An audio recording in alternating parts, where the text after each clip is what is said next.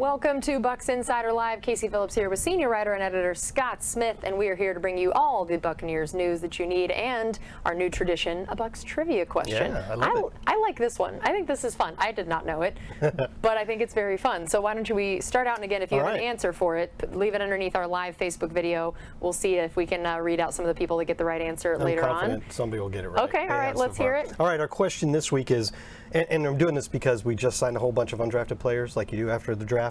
And the question is, who is the only undrafted player ever to make the Pro Bowl as a rookie for the Buccaneers? So to be clear, some undrafted guys like Shelton Quarles and Donald Penn have eventually made the Pro Bowl, but I'm saying they sign as an undrafted rookie and they make the Pro Bowl that year. It's only been done once. And you just helped by giving a couple clues of who it's not. So right, you just helped everybody. Those two. Neither of those people. So all right. So again, if you have the answer to that, leave it underneath our Facebook Live video stream here. So right now, let's dive into, because as you pointed out, we've signed a lot of new people, and you have the rookies. You've got even some other free agents they've brought in. So recently, we put up the idea of the numbers of how many at each position we have on the team. That has changed since the last time we did it. So we thought we'd give an updated look at those numbers, how many guys we have at each position, and what that means the team might still need to add. Yeah, we updated it because they did the draft and they did the undrafted free agents. And so the roster is now at 90 players. It can still change, obviously. You could release somebody and sign somebody else, but it's at 90, which is the limit, which is what you take to training camp.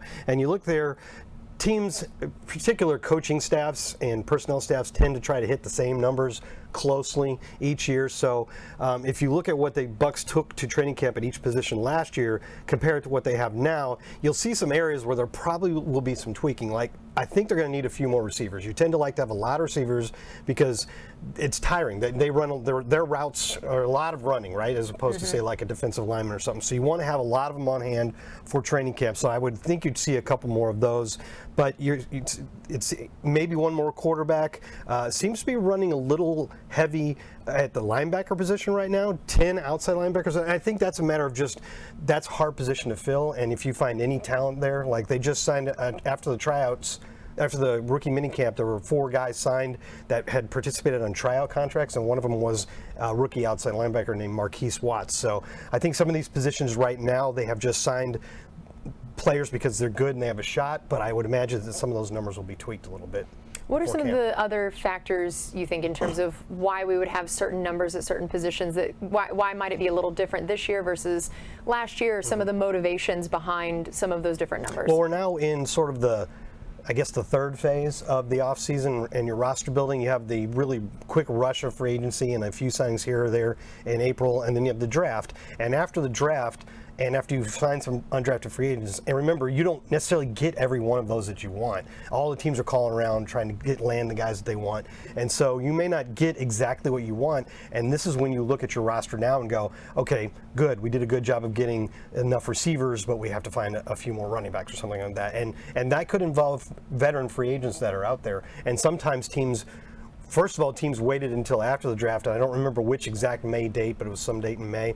After that, if you sign a free agent, it no longer counts in the compensatory formula. So a guy that, if an unrestricted free agent, that if you'd signed him in March or April, he would count against you in that formula. Now he doesn't. And then after June 1, you have the thing where you can spread out the salary cap hit. So you know, this is the time to reevaluate your roster and say, man, I don't feel good about our cornerback situation. We really need another veteran cornerback, and there's guys out there at every position. Obviously not superstars at this point, but there's still some pretty well-known free agents that are out there on the market. Okay. Also, I realized that we read the trivia question so quick off the top. There's probably some people that have joined in watching a little bit later, so I figured you could read it one more time just to give people a shot, and then we'll keep Well, in honor of us just having signed a bunch of undrafted free agents, the question is, who is the only undrafted player ever to make the Pro Bowl as a rookie for the Buccaneers? So signed that year as an undrafted free agent, played for the Bucs, made the Pro Bowl that year. Okay, I like it. And in terms of the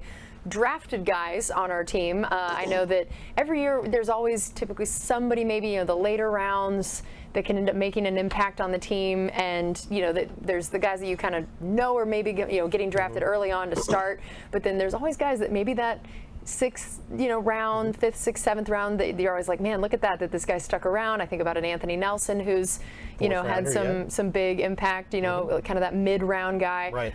What do you feel like is a guy this year that has a chance to do something like that? Well, actually, I kind of feel pretty good about all of our sixth-round picks because there seems to be obvious roles for them. Josh Hayes has a shot at being the nickel. Trey Palmer is that burner who can be sort of, I guess, the next Scotty Miller, who can he can probably do more than just that, but he can take the top off the defense. But the guy I would focus on is Jose Ramirez, which was the last of those three. And that was a very well received, if you read draft grades and stuff, people think the Bucs got a little bit of a steal there. Very, very productive. And after the draft on that night, John Spytek, he said, I'm not saying he's Shaq Barrett, but he sort of compared him to Shaq Barrett because of their style of play, how they just work really hard, and they may not be the absolute biggest or the absolute fastest guys, which is why Shaq Barrett went undrafted out of Colorado State, and Jose Ramirez lasted until the sixth round.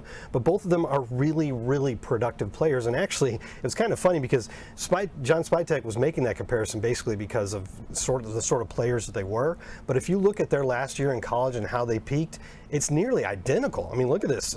Shaq is on the left and Jose Ramirez is on the right. Look at those numbers. They're practically identical. They both had 12 sacks, 19 or 19 and a half tackles for loss, and they both were their conference's defensive player of the year that year. So they really peaked at the right time. Shaq arrived, he signed with Denver as an undrafted free agent, kind of had to wait a little bit, but then became a rotational player and did well when he got playing time. But then he got a chance to start here in Tampa, and we all see what happens. So hopefully, if you get anything like the sort of production that you got out of Shaq from Jose Ramirez, then you've really nailed that sixth-round pick. Yeah, and I know that we talked about in the numbers that wide receiver was a position we had seen lately of, the odds are they're going to be adding some more of those, that we were low on that going into camp, and so they have made one of those additions. They've signed wide receiver David Moore. Tell us a little bit about this guy and what are the odds that he's going to be a contributor? Yeah, the funny thing about that one was he participated in the rookie camp on a trial contract, but he's not anything like a rookie. And you can do that. There's no rules against that, but it's not that common. And after the draft, after the weekend minicamp, the Buccaneers signed him. He was the 7th-round draft pick of the Seahawks in 2017. But as you can see, I'm not saying these are blow the doors off numbers, right? But this is 3 years in a row of being a relatively productive player, like a third or fourth receiver. You can see from his averages in the 18 and 19 and the long receptions he had each year that he can get deep. He can make some big plays for you. That's a lot of touchdowns, honestly, for the amount of playing time. 13 touchdowns. Wow. That's a lot. So, I mean, this is a guy that's shown he can play in this league and just kind of uncovered that and gave you a little bit of depth there and some more competition for maybe like the 5th or 6th spot on the receiving corps. Yeah, I mean, we know Mike Evans, Chris Godwin, Russell Gage. We know who those guys are to an extent, what they bring to it. So what are the other things that you feel like, what are maybe the gaps or holes that the other, people, however many you end up with, are going to be trying to fill? Is it going to be the special teams ability, and then how much is it going to be the wide receiver ability? It's a great point on your part. Those guys that are like the 4th, 5th, and 6th guys, usually you really want them to also have a special teams role. And if they don't, they have a hard time being active on game day. They may be your 6th receiver, but you only keep 5 active. So I'm sure all of these guys know this. I know Trey Palmer has talked about playing on special teams as an example. But you also want a little, I know you think, okay, you got Mike Evans who does this, and Godwin who does this, and Russell Gage who does this. What else do we need? But you also need a little bit of redundancy. You know what I'm saying? So, because like Brashad Perryman didn't necessarily do anything in his last few years with the Bucs that Mike Evans or Godwin didn't do, but there are times when somebody's hurt or just unavailable. Or just needs a breather or something. So it's nice to have a little bit of redundancy. You can't find a second exact Mike Evans, but if you can find a guy that can fill the same role, Mike runs a deep route and then has to come out the field for a couple snaps, and this guy goes in and can do the same thing. Yeah, that's going to be interesting to see, and I'm just intrigued to see how having a new offensive coordinator changes the types of guys that make those last positions, how they're wanting to use some different people. I think, who really excels in a new scheme. Well, they may want somebody who can really do well in the slot, because I think the goal is to get Chris Godwin out of the slot for more. Like, I don't think they want to use him as much in the slot as they have, because you get beat up a lot in the slot, and Chris is such a willing blocker. Yeah, he'll take it. Right, he'll take the hits and he'll deliver the hits, and so if he plays more snaps on the outside, they think he'll be able to play more snaps, period. Right. That makes a lot of sense. Because he's missed some time in the last couple of years, and he's so valuable to the offense. It's not saying he won't play in the slot, but I think he's not going to be in there as much. So to have other guys that can do that would be helpful. Okay. All right. Well, that is going to do it for us on this. We have to give our answer to the trivia question before we go. Tell us our. Did anybody get it? Nobody has gotten it. I know. It's so crazy. But especially because it's a Smith. Oh. It's Clifton Smith is the answer. So, do you want me to tell you the story? Yes, tell the story. Okay, so in 2008, the Buccaneers used a second-round pick on Appalachian State wide receiver Dexter Jackson, not the Super Bowl MVP Dexter Jackson, but a different one. Thinking he would be the return man. It didn't really work out, and sometime about October, the Bucs were like, well, this isn't working out. So they brought up Clifton Smith, who they'd signed as an undrafted free agent out of San Diego, and I mean, small guy. That's why he was undrafted. He was a very productive running back in college, but he was really small. And he was amazing. Like, he immediately returned a kickoff for a touchdown. He returned a punt for a touchdown. I don't remember the exact averages, but he averaged like 30 yards per kickoff return or something. Wow. And he made the Pro Bowl as a rookie. And that's the only time that's ever happened for the Bucs with an undrafted guy. That's amazing. I love that. All right, that's going to do it for us on this edition of Bucs Insider Live. We will see you next time. And thanks again for watching.